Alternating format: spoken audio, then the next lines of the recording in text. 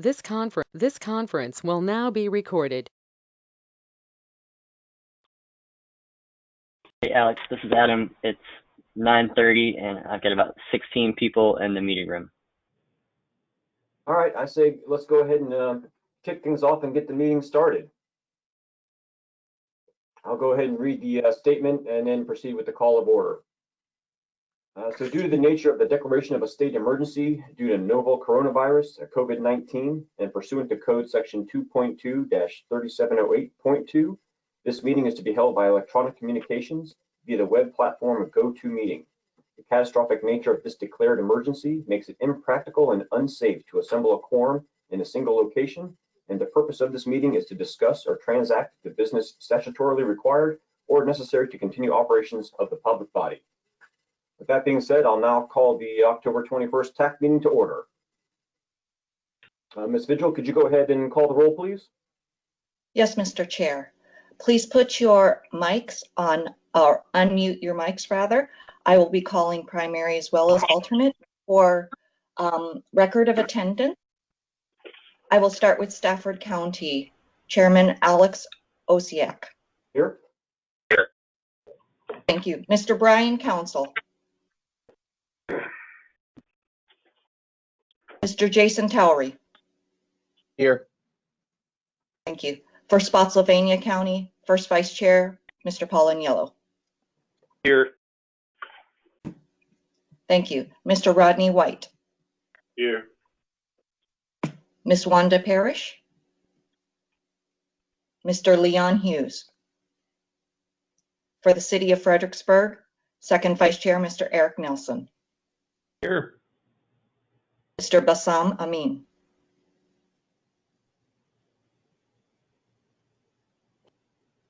I was fairly certain I had seen his name on the list. For Potomac and Rappahannock Transportation Commission, Dr. Bob Schneider.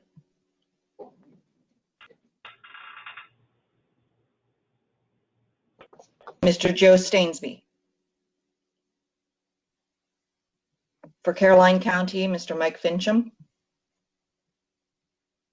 Mr. Craig Pennington. For King George County, Mr. Nick Miner. Ms. Kimberly Wilson. Present. Thank you. For Virginia Department of Rail and Public Transportation, Ms. Sierra Williams. Mr. Todd Horsley. For the Fredericksburg Regional Transit, Ms. Jamie Jackson. Here. Thank you.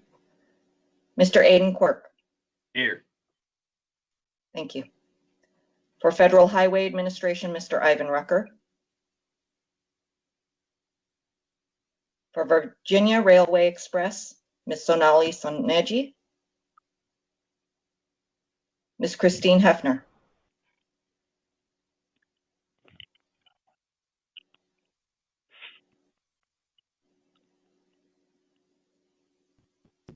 For GW Ride Connect, Ms. Kate Gibson. Dr. Linda Millsap. Ms. Lee Anderson. I'm here. Thank you. For Virginia Department of Transportation, Ms. Michelle Shropshire. Mr. Stephen Haynes. Here. Thank you. Mr. Jim Ponticello. Mr. Dan Grinnell. That is all for roll call. If everyone would please put their mics back on mute unless speaking. You do have a quorum. Hi, Ms. Vigil. This is Bassam with the city. I think my audio on my computer is not working, so. Okay, I do have you marked as present. Thank you. Thank you, ma'am. Also, Susan Gardner. Go ahead. I'm sorry. Hi, Leah, this is Susan Gardner. Michelle's not going to be able to make it today, so I'm going to be sitting in for her. Great, thank you. Thank you. Leah, Bob Schneider with OmniRide. I just missed it. Sorry. Okay, thank you. And is Ms. Christine Hefner on the line?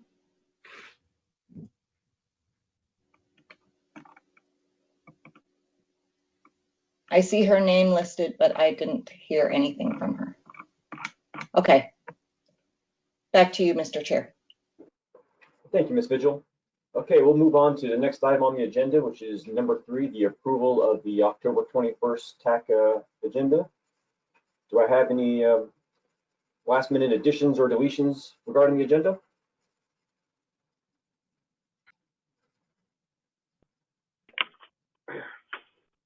All right, well, hearing none, I guess let's go ahead and take a vote. All those in favor of approving today's agenda, say aye. Aye. Hi. Aye. Are there any opposed?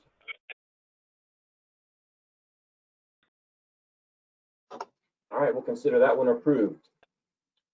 Next is item number 4, the approval of the October 5th TAC meeting minutes. After reviewing the minutes, does anyone have any additions, deletions, or comments regarding the minutes? Move approval as submitted. This is Eric. Second, this is Paul. All right, thank you. I've got a motion and a second to approve the minutes. Any further discussion?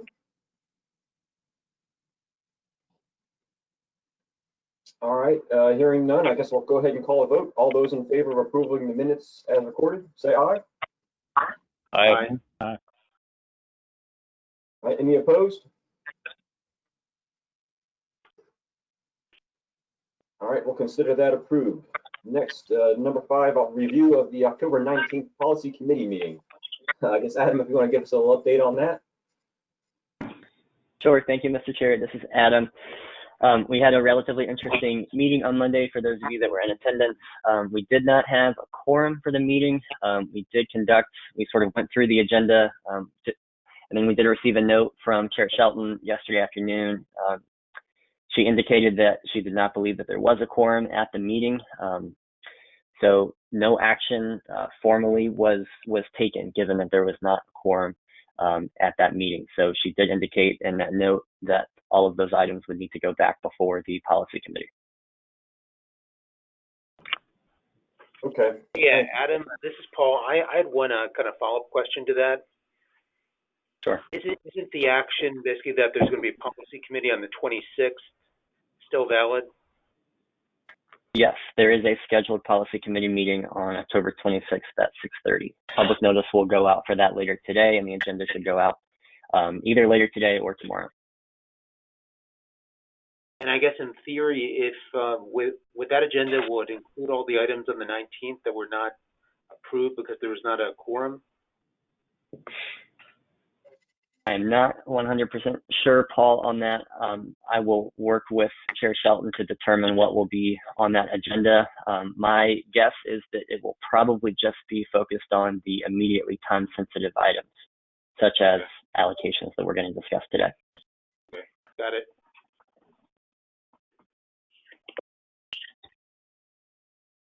This is Jason. I had a conversation yesterday with VDOT about that and the timing, and I talked with Chair Shelton about it, and I informed her that based on the conversation I had with Marcy, it sounds like it's going to be very, very, very difficult to do what we were hoping to be able to do now, since there was no meeting on Monday night. I don't know, we don't have a call for projects. Since we don't have a call for projects, we can't officially accept projects and score projects. And if we can't score projects and bring something back, then obviously we're kind of dead in the water. That doesn't mean that we still can't on Monday, the 26th, still, I guess, proceed with trying to finalize the actions on the Route 1 Market Street and the Telegraph Road ones, because those ones were already kind of in the works. Those projects are already scored and on the list.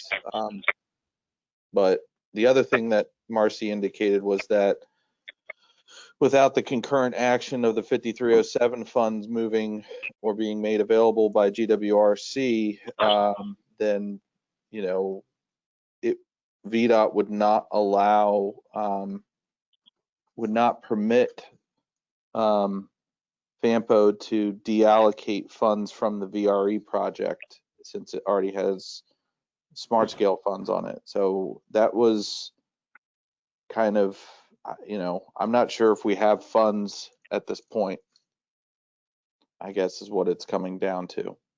Other than a little bit of loose funds that, were still available from the previous machinations.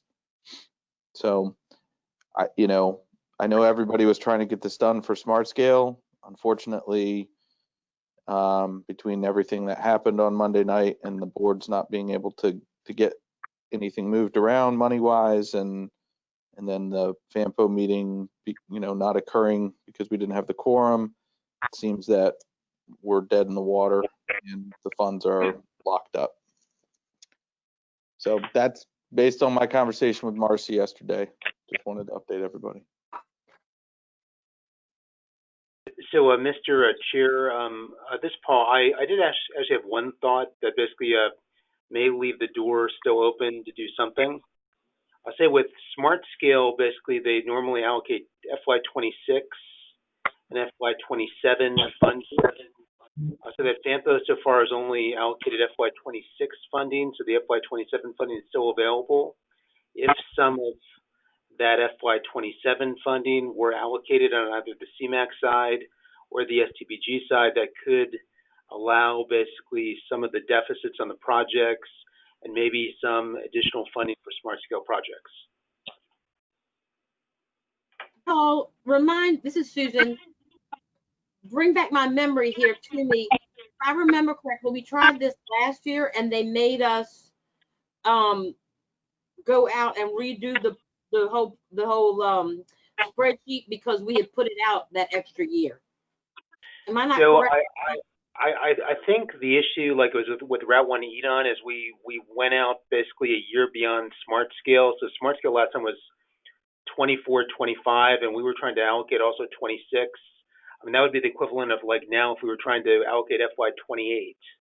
But I believe the FY27, since that would dovetail with the years for the majority of the Smart Scale funding, should be okay. Okay, I'm gonna make a quick phone call to double check that, and that would be good to do. Sounds good.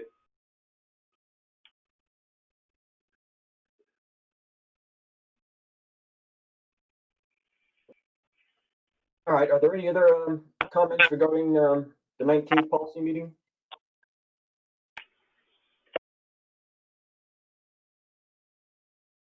All right, hearing none, we'll move on to number 6, public comment. Adam, I don't know if you received any comments or questions from members of the public. Stacy, did we receive anything this morning? We did not, but I would ask that you check to see if we have anyone on the line. Yes, certainly. That would be my next. So is there anyone from the public online who wishes to put forth any comments or questions to the TAC?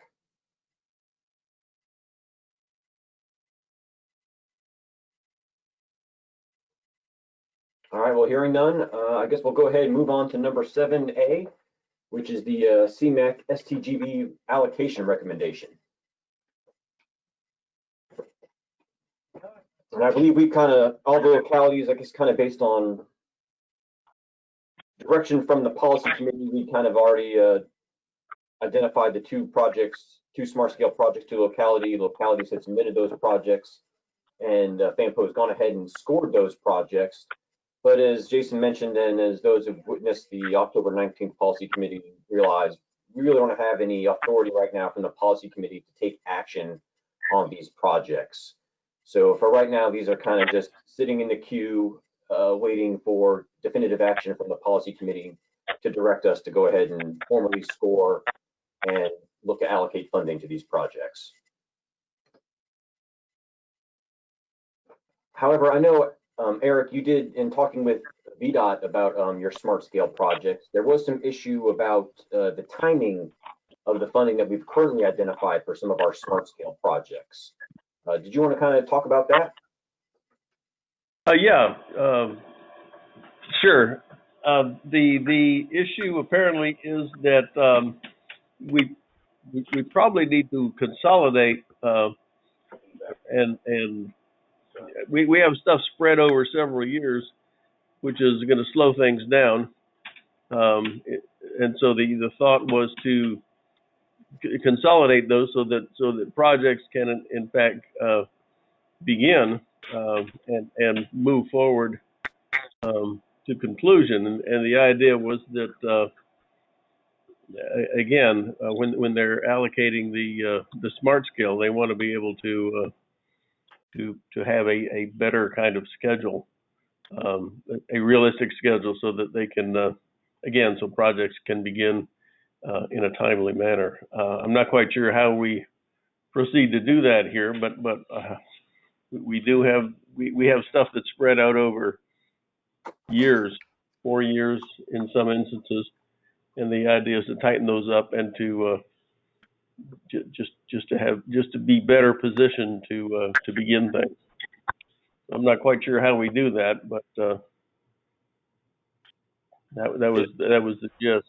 So this is Paul. I have some thoughts on that, and I guess, I mean, the first part of this might be a VDOT question, but I guess I thought that the state concern was kind of with the FY 22 to 24 funds, that the FY 25 funds and 26 were okay. So basically, for the projects where they basically wouldn't have sufficient kind of non-smart scale funding to start in FY 22, basically the 22, 23, and maybe 24 funding would have to be kind of reprogrammed, and the funding could be replaced with future year funding.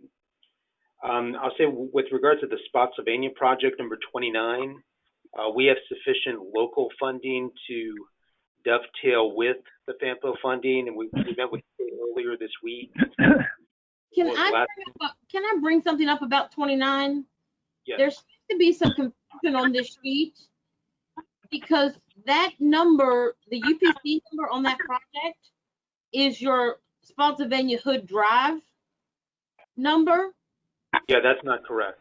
Which also has, right, so I don't know what, so we need to switch that around to make sure that that's taken off. Because there was some confusion when I started looking at this thing, and I'm like, well, which one is which?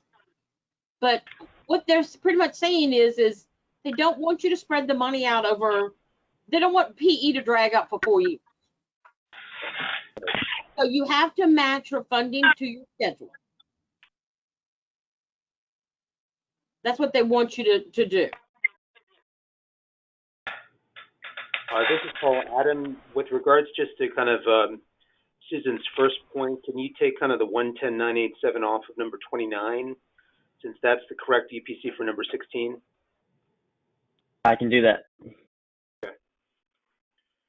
So with number 29, with the Spotsylvania project, I don't believe any changes need to be made because we have sufficient local funding to dovetail with the FAMPO funding. But I guess with number 27, number 28, the question is does the city have kind of local funding or some other type of funding to dovetail with the FAMPO funding? And if not, I think the 22 to 24 funding would have to be shifted back. And the same issue would apply to Stafford if there's not local funding to dovetail with number 28 for kind of FY 22, 23, and 24. This is Eric. We don't have local funding on this, so however we need to shift it, we're going to be good with. Okay, and this is Alex from Stafford, and we've just recently had some developments with our smart scale funding, and taking a second look at some of our projects, when specifically the Onville Road project, which we may be able to accelerate the schedule for that now with a larger influx of county funding. So, you know, a simple switch we might be able to do is just kind of replace the FY 22, 23, and 24 funding that's on number 27 and swap that out with the FY 26 funding on our Onville Road project. You can kind of just do a, you know, dollar for dollar swap there in the out years. Yeah, that's kind of what I was thinking.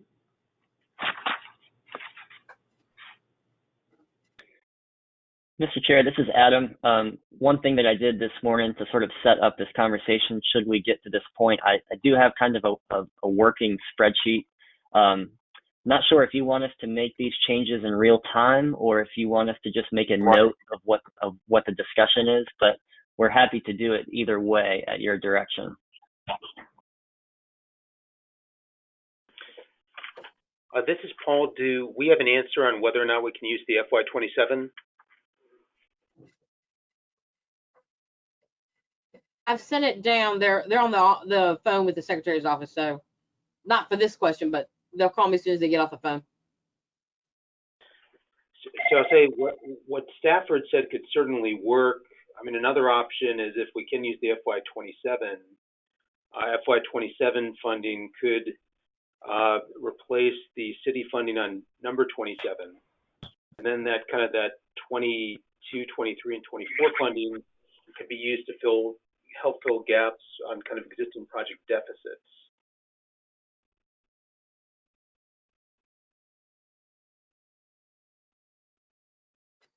Yeah, I guess, I'd be hesitant to kind of take that action with the FY27 until we've gotten, word from VDOT that we can kind of do that. And I'm not sure if we're going to get to there on this conversation today, if we're going to get that feedback in time. Could we maybe at least do a quick, if everybody's comfortable with, I guess, Eric, if you guys at the city are comfortable with that, moving, kind of pushing out and accepting 27 funds, and we can get that answer from VDOT, then maybe we can at least get to the point where we can bring back a recommendation to the committee. I'd be inclined, I understand I don't know. I'd be inclined to work within the parameters we have and which is 26. Right, okay. So we just need to hear back, I guess, too, then from Susan. I guess once you get those answers, let us know. And then, I mean, I guess, is everybody okay, though, because we're waiting on some answers, maybe we can direct FAMPO staff to just, once we get that information, to put out a couple different solutions that we could look at over email over the next few days. Does that seem reasonable? Yeah, that makes sense. So this is Paul. I just had the thought, could we actually approve kind of two options today? Kind of option one is predicated on being able to use the FY27. If we can use the FY27, then basically the city funding for 22 to 24 gets replaced with FY27 funding. But if we can't use the FY27 funding, we do what Stafford first proposed. We do the swap out with on-bill.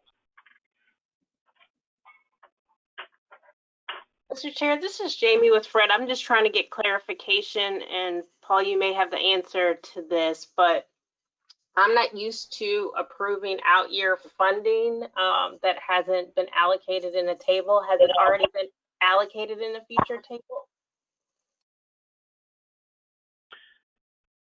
So this is Paul. The FY27 funding has not been allocated in basically a spreadsheet and basically Smart Scale. Smart Scale is kind of a 2-year cycle, and so it has 2 years of funding, primarily FY26 and 27. So the thought process with using the FY27 funding, if we can do that, is that would dovetail with Smart Scale, and this would only apply to potential Smart Scale candidate projects. No, I get the Smart Scale piece, but I would just caution the group from doing that. I think if you want to be able to swap funds within projects currently allocated in your table from, let's say, 25 and 26, that probably would be a better option that the state would approve than a table for a future year that you technically don't have access to. So again, that's just from my experience at a previous MPO, that you technically don't have access to any of those dollars. It's an assumption, basically. So I would just be cautious of doing an approval of a hypothetical. I would probably just swap funds within current allocations in years. And then once 27 becomes available, if you have money assigned to another project, then you would be able to swap within the monies that are allocated to other projects. But I probably would recommend not doing that. We may get in a bit of a bind later if we try to do that. Hey, this is This is Jason. Eric. I think, Go ahead, I'm Eric. sorry. I was gonna say, I think Jamie makes a good point because this does have to go back to the policy committee. And the less variables we throw at them, probably the better. Hey, this is Jason. Susan, I guess, how much money are we talking about in 27 being available potentially? What would be the estimate?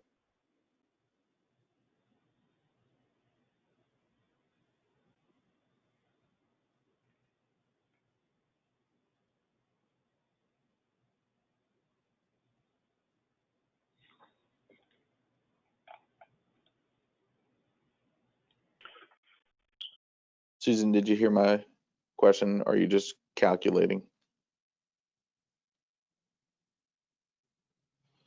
Jason, this is Paul. Yeah, hey, Paul. I'll say historically, kind of FAMPO assumed that the funding would be basically the same as the prior kind of year. So in FY26, you'd assume that for FY27. Is that you, Susan?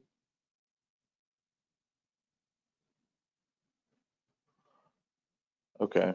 Like Susan.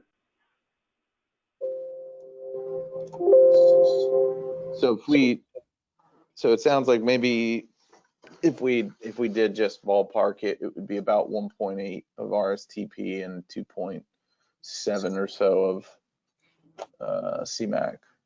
Hi, it's Susan. Hey, Susan. Got good news. Well, good news and bad news, but you have to do, in order for you to use the FY27 funds, you can put the column on there to program the FY27 funds. With the caveat of that you'll have to say that you're going to have to guarantee local funds for those funds in the 27th year because we can't program them. But when it's approved, because it would be approved by the policy, when the 27th year, or I'm saying the 27th year came around, which would be next July, is when it would be coming into the program.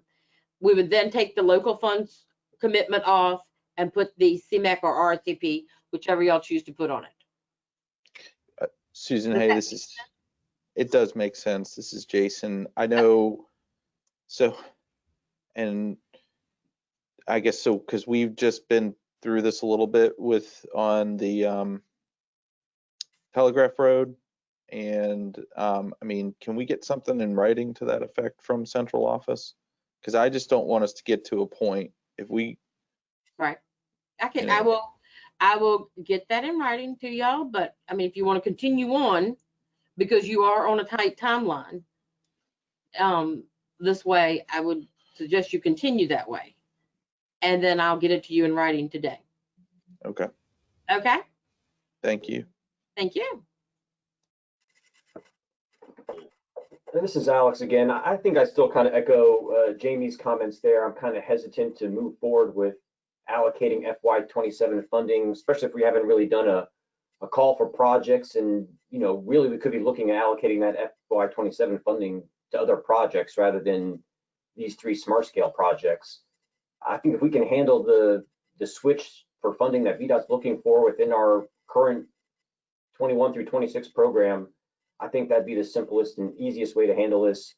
And then if we wanted to come back in November, depending on what direction we got from the policy committee, we could certainly look at FY27 funding for, an additional call for projects and using that or to try and fund these projects at another later time. Yeah, this is Eric. I'm with you, Alex. That makes sense, especially again in this. We're having to look at the allocation process, et cetera, et cetera. So I think if we stick within our existing parameters, that would make sense. Hi, this is Christine. Can you hear me? Yes. Hi, I seem to be having some audio problems this morning. I've been trying to talk and I don't think you could hear me. I just want to agree with Eric and Alex, and I think Jamie. I mean, I have some concerns about talking about allocating future, FY27 funds to projects when there hasn't been a call for projects. I think it's just, going down sort of a slippery slope of making decisions outside of the traditional process. Yeah, hey everybody, this is Jason. I think I'm echoing everybody's concerns. Can I offer an alternate solution that maybe Susan, you might be able to help us with, given the unique awkward situation we all find ourselves in here?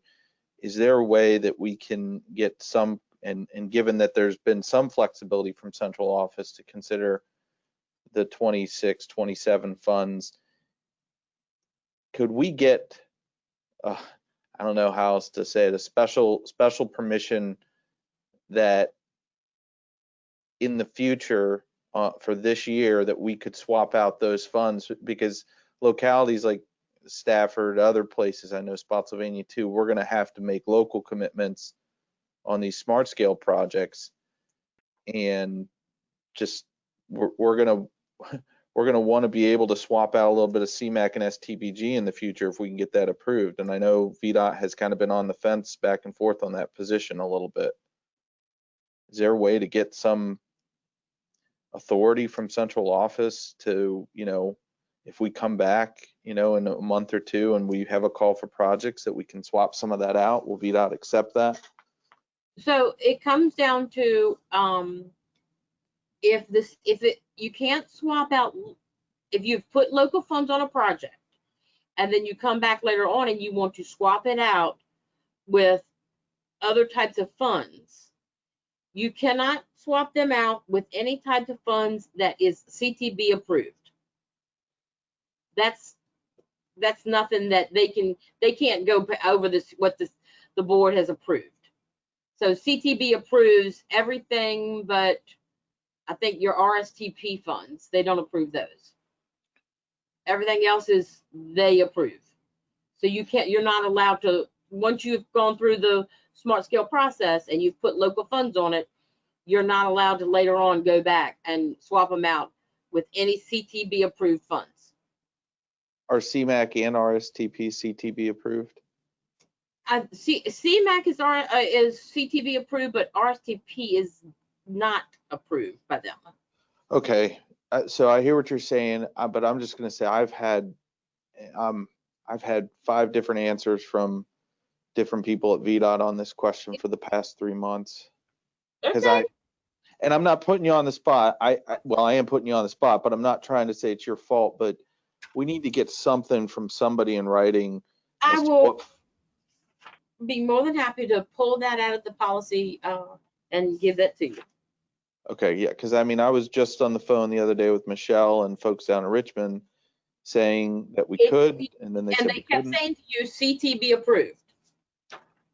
Well, then I'll just. So what I need to send you is a list of the types of funds that the CTB approves and what they don't approve. And so that's what I'll get for you. Correct? Okay. Is that what, I'm assuming that's what they told you, is that you could swap it out with any CTB approved funds.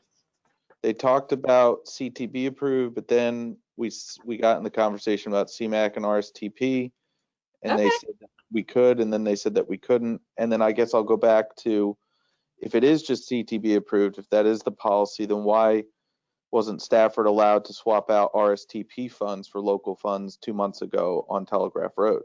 Because that was our request, and we were told we could, and then we were told we couldn't. Because y'all had approved, y'all had a letter that said you weren't going to. I remember that. Wasn't there a letter on that one? Yeah. We had committed local funds that we wanted to swap out with non-CTB approved RSTP funds. Yeah, I'll double check, Jason. I'm gonna double check for you right now. But all right. I mean, if I remember correctly, we sent that down, and y'all had submitted a letter with your application that said y'all would not be asking for additional funds, and that's why if I remember correctly, why it was not allowed. But I will be more than happy to get that information for you. So this is Paul. Basically, I want to kind of bring kind of the focus back to just the two existing projects, basically, which are partially funded, and basically one of them is our project for Route 1 Market Street. The other one is Route 1 Telegraph Road. And FAMPO did approve at their September meeting that Route 1 Market Street should be fully funded. So basically on the list, basically Route 1 Market Street is a higher priority than the smart scale projects we're talking about. And historically, basically existing projects have taken precedent on being funded before new projects. So I guess my question is, what is the plan to basically fully fund Market Street? I'll say with the FY27 funding, that's too late to fund US 1 Market Street. It needs more near-term funding, which I'd say is like FY24 would probably be the latest or before.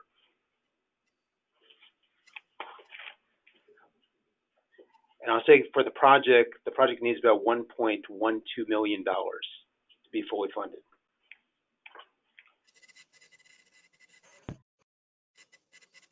So this is Jamie. I would just recommend, and I can't see the full table and I need to pull it up from the web page, but I think in this case, if Spotsylvania wants to swap funds with other jurisdictions, then that would be the source of funds. So, again, FY27, one, we're not guaranteed that money, and two, because of the state of the economy, we're not exactly sure what our allocation actually will be. We can assume, but we don't know. And again, typically, even if you do fully fund a project, it's got to be with available funds. So either swap within additional projects that you have today and push them back a little bit, or see if the other jurisdictions, whether it's Fredericksburg or Stafford, would swap funds for an earlier year project. But that would just be my thought on using current year funds. And then for future years, as Alex mentioned, even though the goal would be to fund current projects, I do believe that a couple of the projects had, and I'm not sure if it's this one, I'll just call them cost overruns, but cost increase, those weren't anticipated at the time. So that's something to consider as well for FY27, because scoring of the projects may consider that there's been a change in cost. So other future projects from, let's say Stafford, may score higher or better, and the only difference would have been the cost increase for that project due to some changes. So again, ultimately, I understand what we're trying to do. I would just again recommend funds that you have, as opposed to funds that may drastically decrease or dry up in FY27.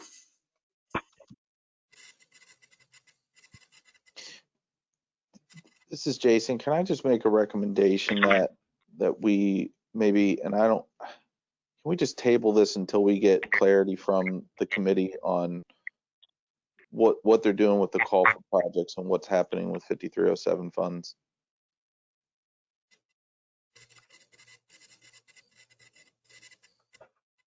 I feel like we're trying to make decisions in a box here that may change in a month or two. We don't know. And to allay Spotsylvania's concerns, and I agree. I mean, we got to figure out a way to fund Market Street. We could spin our wheels here and take a bunch of actions and swap around a bunch of funds that I think we just need to give the policy committee and GWRC a little more time. This is Eric. Jason, I don't think we're going to get, I don't think those things are going to happen. I don't think we're going to get around to being able to swap out 5307, and getting into FY27, I don't think is workable. I think we've got a problem, and I think we need to address it, because this impacts our smart scale applications, and we need something in weeks rather than months. This is Paul. I had a question for VDOT, just with regards to FAMPO approvals on CMAQ funding. Is it possible to get an extension on that into the month of November? No, Oh, we can, no. we not Just, allowed to do, okay. he Getting said no. it. It must be completed by October.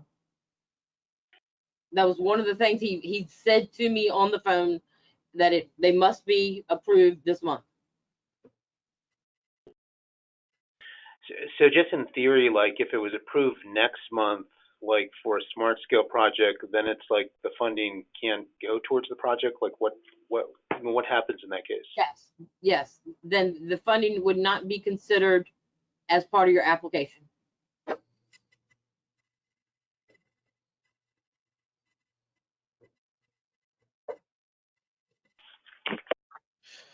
Paul, what's the timing of the funding on Market Street? When do you need it? So the Route 1 Market Street project, that's one of the projects needed for the VA clinic.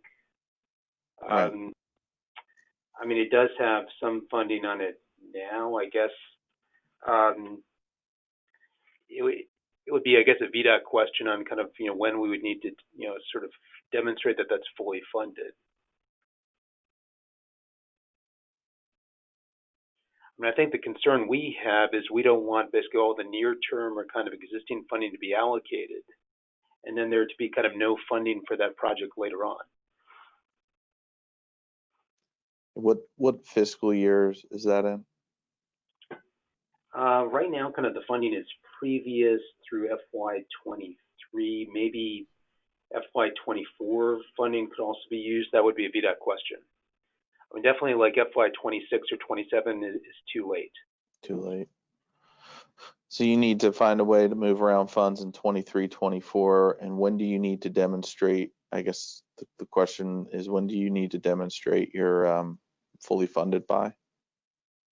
Yeah, that's a question for VDOT, but I know it seems to be sooner as opposed to later.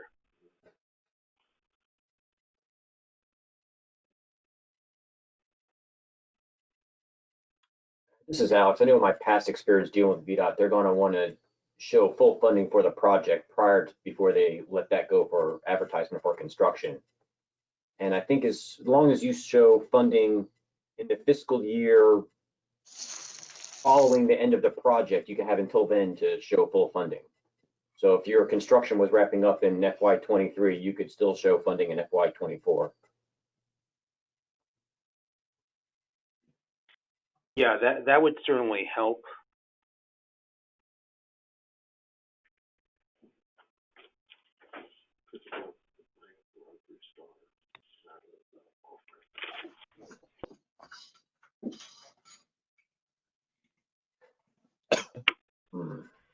I mean, I guess this is just a question, and we're not going to solve this problem today, but basically with the projects that are farther down on the list, I mean, like there's number 24, kind of the city kind of project for Route 3 Stars. Does that project need the funding in those years?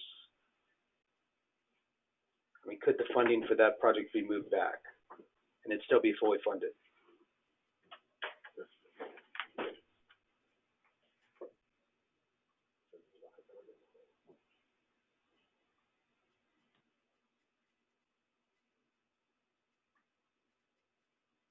Yeah, this is Eric. We're not going to slide that project back. This is that's not going to work. I mean, the question I had basically is if the project needs the funding kind of for the time frame that it's currently shown on this schedule. I mean, if there's potential, if the funding could be slid back and the project would not be delayed, is that something that could be investigated? I mean, that's a smart scale project, and VDOT's set the schedule, so that's a VDOT question.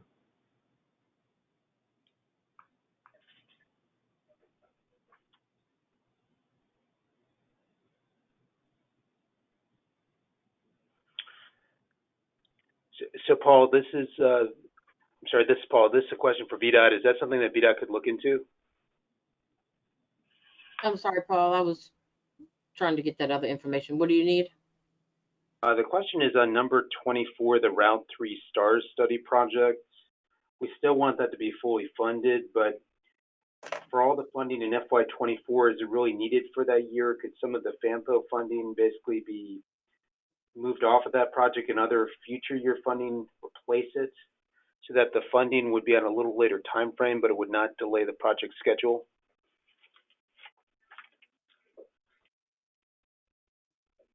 So where do you plan on bringing the money from? Well, that would be another question. We would have to look at that, but the question is it even possible to do that? Well, it could be possible. Let me pull the schedule up. But the question comes down to is where you're bringing the money from. That's the first thing they're going to always ask you.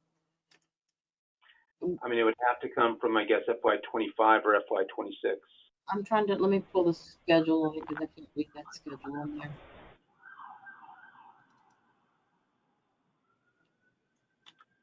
So PE is supposed to start PE is supposed to start in in August of 23, and that's 1.6. And then, yeah, I mean, so if you could probably adjust that one some way, but then you're gonna, I mean, whatever you take off in one year, you're gonna have to adjust in another. So if you take it off in 24, you're not gonna because that's 1.6 million for well, you're gonna have enough in smart scale too, so you could adjust that one, but you're gonna have to, then you're gonna have to find where you're gonna pull it from. This is Jason. Can we get an answer to the question of when you have to demonstrate Market Street's fully funded? Okay, so when is Market Street? Hold on. I think that's what's driving. 115614.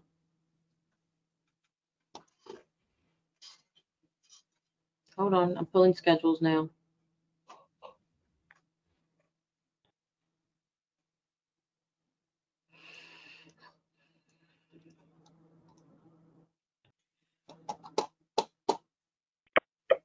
Sorry, my system's not that quick. Oh gosh. So construction is supposed to be completed in in 2024. In September of 2024, you could have money on market up through FY24. Yes. Okay. So I think the question is, when do, I guess Paul, maybe, well, I'm not sure who's asking that. When do they have to have all their funding in place? I understand it has to be funded by 24, but there's some kind of need right now to demonstrate that it's fully funded, Paul? Well, there's that issue, and then there's the issue, the funding, basically, in kind of the mid and kind of existing funding can't all be allocated, where in the future there will never be funding for basically that project. So there are two issues. I mean, there's one, basically, when is the funding kind of, the question going back to what Alex said, kind of for construction, basically when that goes to add, I mean, when would you need to demonstrate full funding? Because I said the project would have, I guess, funding for PE and right away. But then there has to be some funding potentially in the future to be able to allocate. If we allocate all the near-term funding to other projects that are lower on the list, the question is, where would the funding basically for that project come from? Correct. And usually when we start doing this every year, and this has been a strange year, we always fully fund a project. What I'm trying to answer is, do you have to know all of this right now on Market Street now or in the next 2 months, or can this continue to wait until the board figures out, the commission rather figures out what's happening with STBG and all of those other, I'm sorry, not STBG, 5307 and everything else. Because when that decision was made, I think there was at least the expectation, you know, that the 5307 funding was going to work out and that there was going to be regional cooperation in the meetings here, and that hasn't happened. So, you know, I think that that we have a commitment to fund it, but we have not had the full commitment on cooperation from everybody to get there. And so until we can get there, I guess I'm not sure why we're trying to force the issue right now, or if there's a deadline that we're up against. If there is, that's what I'm trying to figure out. So this is Paul. I'm not trying to force the issue today, but I did want to raise the issue, just that it's something that we have to keep cognizant of. And I mean, just with the projects farther down the list, I mean, there's basically an option to make $107,000 available for Route 1 Market Street, but basically we're kind of taking that off the table by saying we're not willing to consider using the FY27 funding to backfill some of the future smart scale projects, which are not committed projects yet.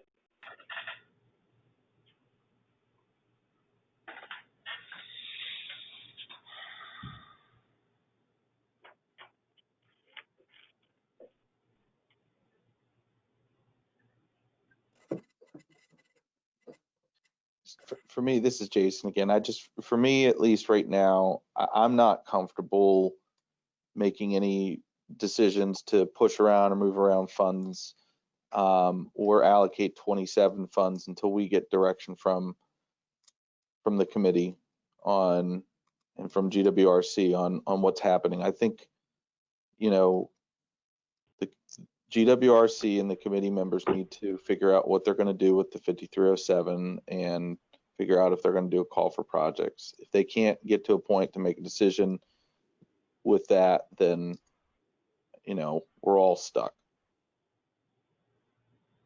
I mean, there's not enough money.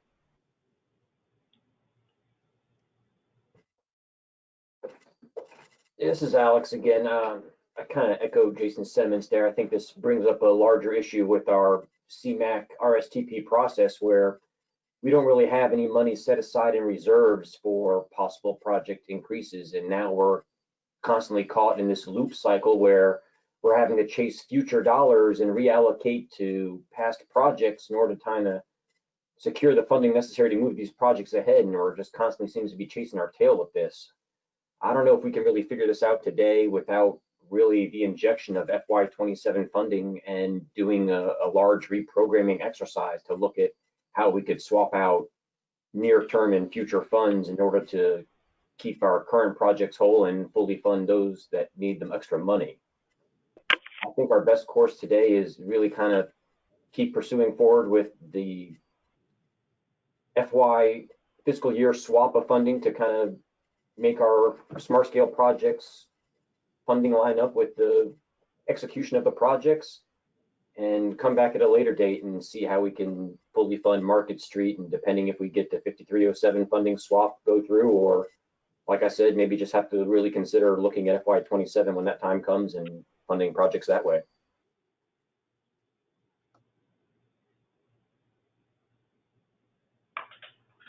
That makes sense, Alex.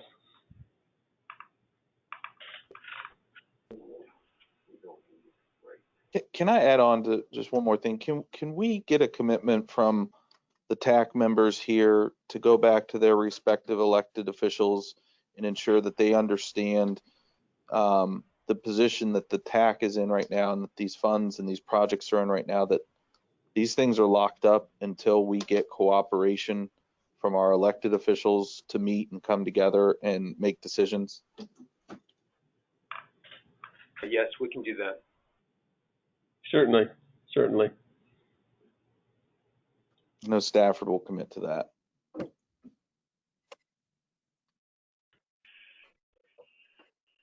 All right, this is Alex again. I had one last thing for VDOT. For Susan, I know you were looking into, you know, the possible swapping out of the RS RSTP and CMAQ funding for smart scale and what's controlled by CTV and what's not.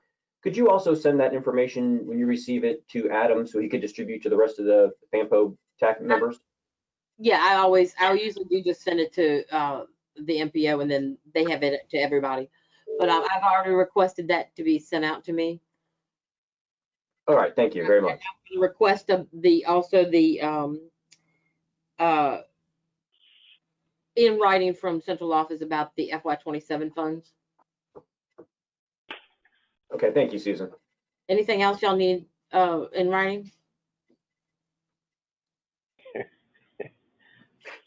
No, I mean I'm just getting my list together. That did come out snarky, didn't it? I'm so sorry. Wait, hold on. I might have some other things. Hold on. Just kidding. I was so sorry. It did come a little snarky, but I just wanted to make sure I have my list. I've got so much stuff going on in my office. So yeah. So I'm getting the FY27 funds in writing that y'all can use it, but you just have to do the local funds first, and then it's swapped out later on because we don't actually allocate for the CMAQ RSP in the 7th year. And then I've already emailed down for the list of CTV approved funds for that. Anything else? I think that's it. Thank you, Susan. Thank you. All right, well, I guess then circling back to the smart scale and funding swap, I guess really we're just looking at, Eric, your project there, number 27 for the Idlewild Trail Connector. You just really need to shift that FY, what is that, 22 to 24 funding out to 25 and 26? That seems to be the case, yeah. Okay, well, I'd like to go ahead and then propose a motion. We go ahead and swap out your FY 22, 23, and 24 funding that's shown there, and we can just replace that with the FY 26 funding on Stafford's Onville Road project. Yeah, if that works for you guys, that works for us. Yeah, I think that would go work just fine with us. Great.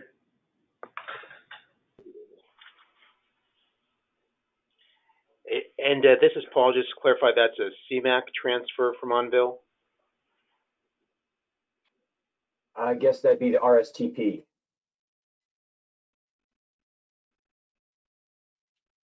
Oof. We had to use RSTP. Well, we're transferring the RSTP funds that are on Idlewild and pushing those in onto Onville, and then we're just going to.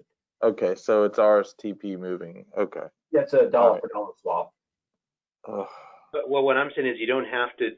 Basically, it doesn't have to be a one-for-one. And if you take one STBG dollar off, you don't have to replace it with an STBG. You can replace it with a CMAQ. Okay, well, that works too. We could just replace that with the FY26 CMAQ money. That works. anything to keep Jason from having to do those heavy sighs. Yeah, it's not me. It's what I have to deal with on the other end. I think everybody knows. I feel your pain. I know you do. Hey, Alex, this is Adam. So just to be clear, so the cells that I have highlighted here would just simply move down to row 28, and then we would take the 898 from Onville in FY26 and add that to the 400 that's on the Idlewild VCR Trail Connector. Is that correct? Right. So whatever that adds up there, what was it, 2255? I don't know. Yeah, 109.705. Yeah. So we just. Susan, can I make a suggestion? Sure. So if you take the money from 27, put it up to 23, and then take your outer years in CMAQ of 26 down to 27.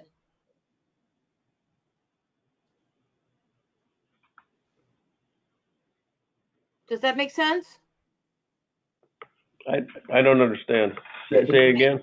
Take 27 in FY22, which is your RSTP, FY23, which is RSTP, and your 24, put it up to Onville on 23,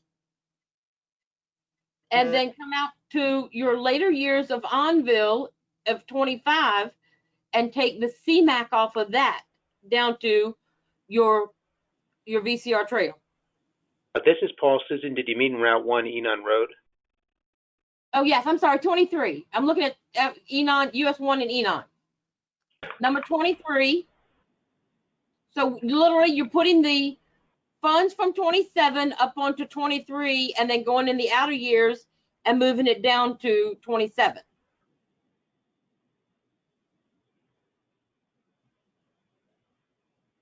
Okay, that would work too. Does that make sense? That way you get this RSTP money up onto Enon. So Jason, that makes Jason a little bit happier. And then you're taking the CMAQ off of it and putting it down to the VCR trail. Makes sense. Makes sense. I don't have any objection. Anything to make Jason a happy camper. Let's go for it. Alex, I guess I'll just ask you, do you know yet, are we pulling ahead Onville now on the timeline to try and, do we know yet? Yeah, with the loss of future leverage revenue sharing funds, we're having to increase our county contribution, which would actually allow us to start this project. We could probably start it in FY22.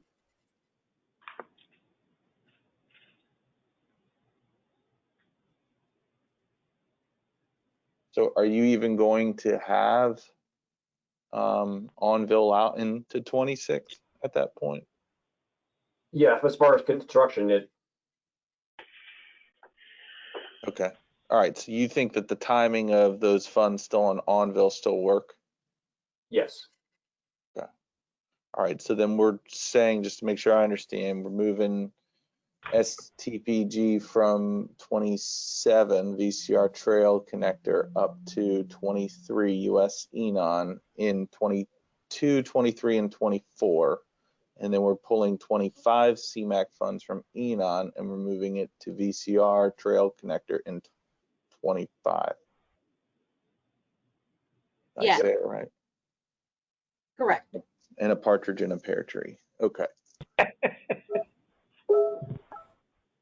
Makes sense. I think it works.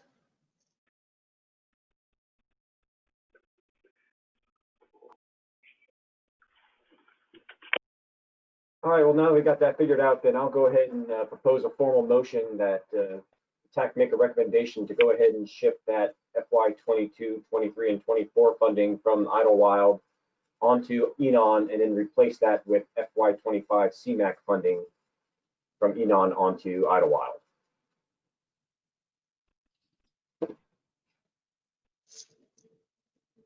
This is Paul. I make a motion to approve. This is Eric, second. All right, is there any further discussion?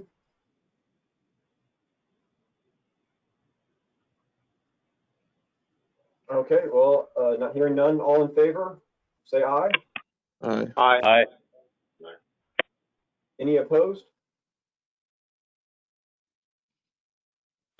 All right, sounds like motion carries then. Hey, Alex, this is Adam. Can I ask one more question before we leave the spreadsheet?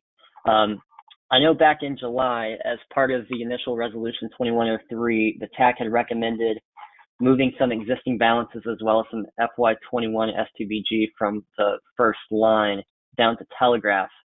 When we put forward the revised spreadsheet of the policy committee on Monday for this swap and new cells, do we also want to include moving those funds down to Telegraph as had been proposed previously? I guess that's kind of a question for process. I mean, the TAC kind of deferred action on that and ended up approving a resolution where they had taken the funding for Telegraph out. So I suppose technically the TAC would need to bring another resolution to the policy committee in order to take action on that. Is that your understanding? Well, the TAC did recommend approval of the resolution in full that included this transfer. The policy committee then in July deferred action only on that part of the transfer, the going to telegraph. So I don't think unless the TAC would want to formally make the recommendation a second time, it would need to happen. I guess it's something that we've sort of considered pending and on hold for the last few months, and I'm just wondering at what point do we want to bring that back before the policy committee, and given that we're going to have this spreadsheet back before them on Monday for a vote for other reasons, I'm just wondering, do we want to slide this in now, or is it something that could or should wait? Yeah, I think if we can clean that issue up, that would be great. Yeah, I don't see the harm in bringing that back to policy committee and showing it on the revised sheet and just kind of making note that, even though this action was deferred, we're still looking for the policy committee to take action on this, and our recommendation still stands. Is it appropriate for each person who has water to carry, and this is Bob Schneider, to talk to your electeds on these various committees to make sure they understand what's going on in advance? It's really hard for them to understand the moves that we make as technical staff when they get in the room. It's just hard to understand. They're put in a pressure environment to make a decision. They're elected. A lot of questions they may have at that moment. So it's my wisdom to take that extra step. I know there's not a lot of time, but if as a group we're looking for that kind of success, I think the heavy lifting is going to come now, or it's going to be twice as much later. Yeah, this is Alex again, Bob. I think you make a great point. That is something we do here at Stafford. We do try and kind of meet with our policy committee members ahead of the meetings to kind of just give them an update on, what was discussed at TAC and, what we feel like, actions they should be taking on these agenda items. So I think that'd be a good exercise for all members to take with their elected officials. And this is Paul from Spotsylvania. This is something that we've been regularly doing basically at Spotsylvania County as well. I know it doesn't seem like it, but we do the same. Well, I guess the perspective that I would share is we all come together and then we all walk away. What happens between this and the next? So are we consistently sharing the information? If we're not in agreement today, are we sitting quietly on this? Or do those respective bodies, if there's anything left that's not said, is it being said somewhere else so that we can try to get through some of the impasse? Because we are the leaders ultimately for the technical side of this. And if we're guiding the decisions of the electeds that unfold later, are we doing the best service we can for those we serve? Now, I'm in the same boat you guys are, even though I'm technically a voting member of the group. You're absolutely hitting the nail straight on the head and through the board, Bob. I know, again, I'll echo what Alex said. We've done that very consistently, taken all of this discussion and we take it directly to our board members and make sure that they're aware and on board, if you will, with the decisions. And if there's anything ahead of time that we know that's not going to go that way, then we try our best to communicate that out to the other various members of this team so that there can work towards some consensus for the meetings. It seems like we've gotten into some of these meetings over the past few months, and it just seems like we can't be at a point of consensus for some reason, where I think we are here, we just can't get the members on the same page. Well, and then just a little bit of wisdom on that same note is, and I've been just as guilty of this as anybody, so I'm certainly not throwing, I've been to 2 meetings, and so it's not like I know a whole heck of a lot. But, in working with elected, sometimes we're not they're driving the boat, so to speak. Are we on the boat with them or not? So we can go any direction we want in this meeting, but then we walk into a meeting because what we didn't do is when we came to this call, we weren't carrying the water for our electeds. So we have to know what direction they're going and be able to and have the confidence to say that's not going to fly, or ooh, that's a little too spooky. And we all have to respect that.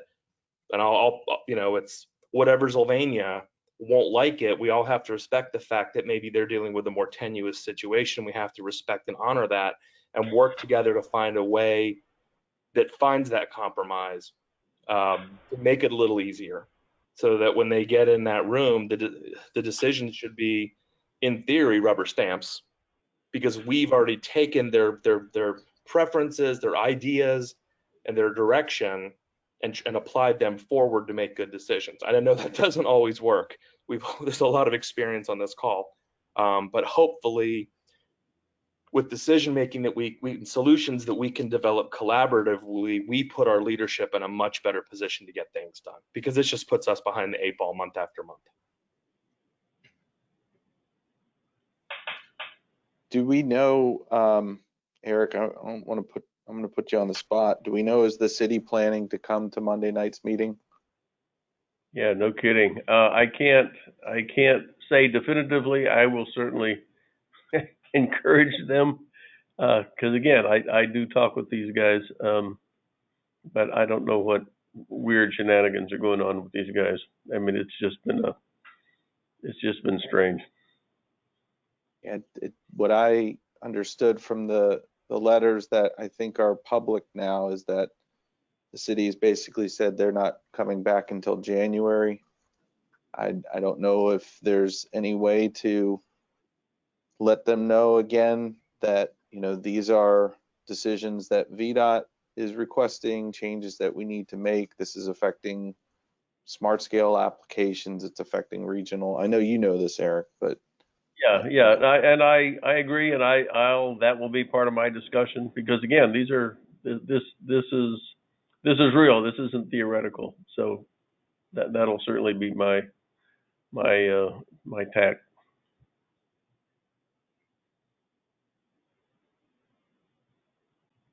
Because yeah, it doesn't make sense not to. I don't get what that's all about. all right. Hey, Alex, this is Adam again. If I could switch gears just a little bit and go back to the spreadsheet for one more thing. Just wanted to kind of make the offer, since we're going to have this back before the policy committee on Monday. If there's any UPCs or dates or cost estimates that any localities or VDOT would suggest we change before putting this back in the packet, please let me know, and we're happy to make that change. I know, for instance, the UPC for this project is not correct. So if there's anything else like that folks notice, please let us know. Hey, Adam, this is Paul. Just looking at the spreadsheet, I mean, it would seem like with the committed projects, which I guess would be number 24, maybe and above that, I mean, shouldn't there be kind of dates for kind of the different phases for all those projects? I mean, there are a bunch of NAs or to be determined on this sheet, but I don't think that that's correct. Yeah, Paul, we haven't touched that for the last, I'm not sure how many months now, but that's the type of thing that I'm asking about. If there's things like that folks would want us to update on this, we're making the offer. I mean, I would say that VDOT would have the latest information, but I'll say with number 22, the US Route 1 and Market Street, I think that should be updated.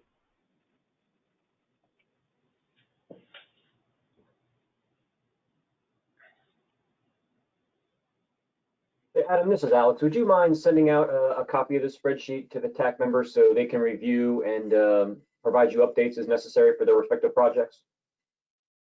Yep, I can definitely do that. And one thing that I'll point out is, with the timing at hand, we are going to have to send our packet out tomorrow. So if it's something that's immediately time sensitive that you want to make sure we have in this next iteration that we put forward for approval, if you could send that tomorrow, that would be great. But if it's not something that's pressing, we can take that in turn as well at a future date.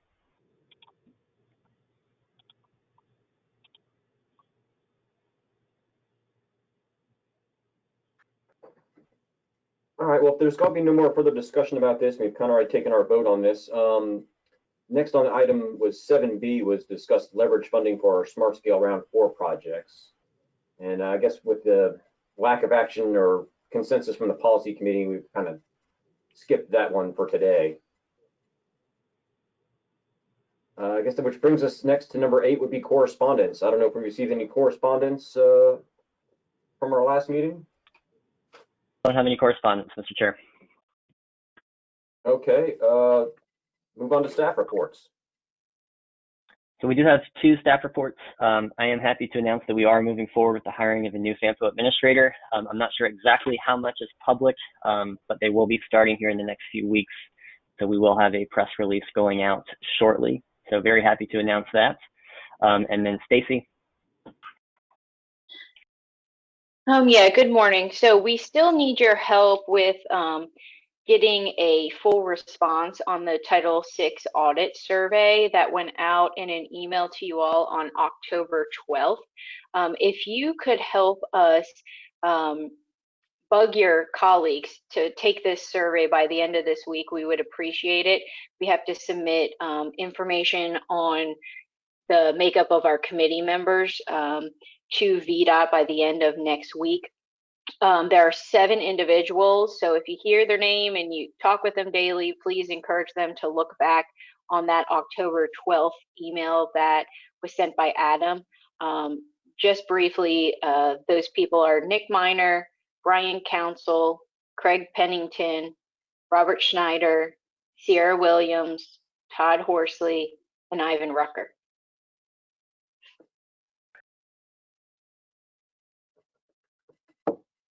I will talk to myself shortly.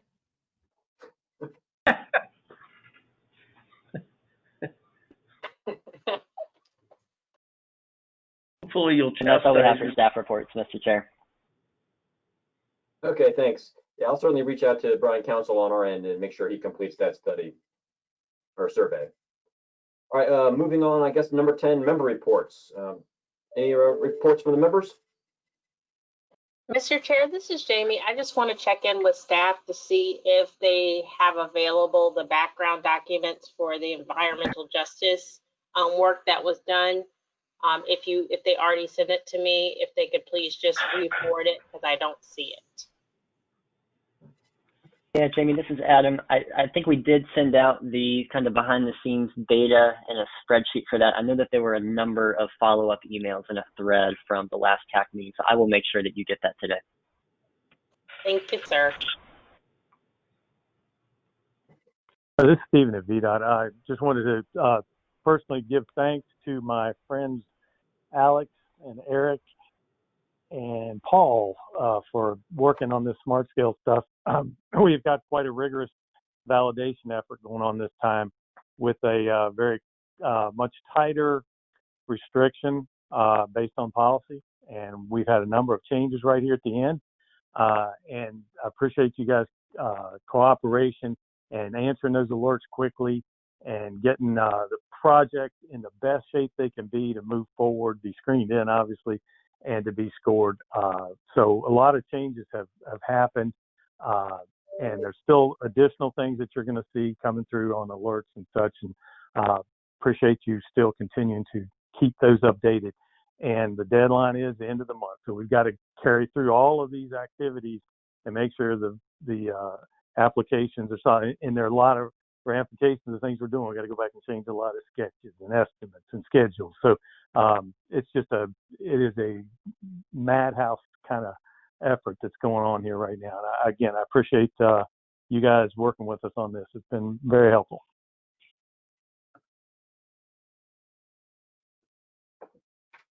Yeah, certainly, Stephen. This is Alex. I'll echo those sentiments. Thanks to VDOT, especially for helping us with, despite some of the bad news we received lately, for helping work with us to kind of redo some of these schedules and try to identify what we can do to replace some of the funding we lost. So certainly appreciate all the help Fredericksburg has been giving us as well. Yes, sir.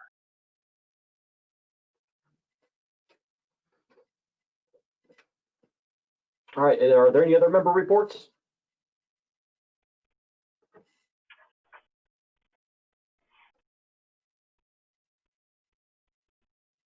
All right. Well, hearing none, I'd like to make a motion to go ahead and adjourn the meeting.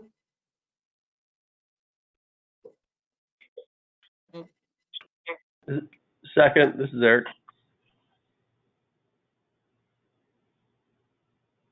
All right. All those in favor? Aye. Aye. Aye.